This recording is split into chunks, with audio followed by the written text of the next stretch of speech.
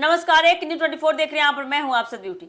बिहार में करीब एक दशक से लागू शराबबंदी को लेकर सियासत एक बार फिर गर्मा गई है। बांकीपुर से जीत के बाद प्रशांत किशोर लगातार बिहार की व्यवस्था को देखेंगे तो सरकार की नीतियों पर लगातार सवाल उठा रहे हैं। इसी क्रम में उन्होंने शराबबंदी कानून को लेकर अपना पुराना रुख दोहराते हुए इसे फर्जी और बेकार कानून बताया तथा बिहार से इसे हटाने की भी मांग की है। वही प्रशांत किशोर लंबे समय से शराबबंदी के खिलाफ आवाज उठाते आए हैं। उनका तर्क है कि कानून लागू होने के बावजूद शराब की अवैध बिक्री और तस्करी पूरी तरह से खत्म नहीं हो पाई है हमारे बिहार से। उन्होंने आरोप लगाया है कि इस व्यवस्था का फायदा आम लोगों के बजाय भ्रष्ट तंत्र और शराब माफिया को मिल रहा है।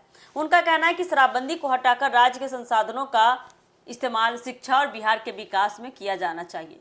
हालांकि शराबबंदी को लेकर सरकार और सत्ता पक्ष का रुख इससे अलग रहा है। शराबबंदी हटाने की मांग पर सरकार की ओर से इसे जारी रखने की बात भी कही गई है।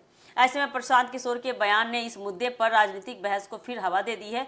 दरअसल बिहार में शराबबंदी अप्रैल 2026 से लागू हो चुकी थी। इस कानून के तहत राज्य में शराब के निर्माण, बिक्री और सेवन पर प्रतिबंध भी लगाया गया था 2016 में। समय समय पर शराबबंदी की सफलता, इसके सामाजिक प्रभाव और कानून के क्रियान्वयन को लेकर राजनीतिक दलों के बीच बहस भी होती रही है। इसको लेकर प्रशांत किशोर लगातार इसे बिहार के विकास और कानून व्यवस्था से जोड़कर सरकार पर निशाना साधते रहे हैं।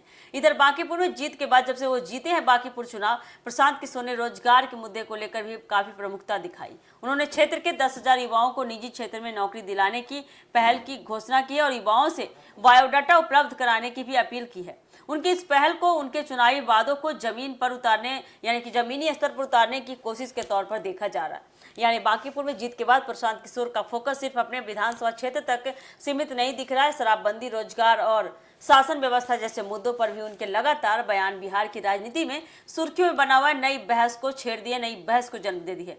अब देखना होगा हम सभी को कि शराबबंदी को लेकर उनकी मांग पर सरकार और एनडीए की ओर से आगे क्या प्रतिक्रिया आती है। क्या वाकई में बिहार से शराबबंदी जो कानून है उसको हटा दिया जाएगा या यूं ही चलता रहेगा हमारा बिहार? क्या लगता है आपको कि बिहार में शराबबंदी होनी चाहिए या हटा देनी चाहिए? आप हमें कमेंट करके बता सकते हैं। फिलहाल के लिए ऐसी खबरों के लिए जुड़े रहिए हमारे एक न्यूज़ 24 के साथ। दीजिएगा इजाजत। धन्यवाद।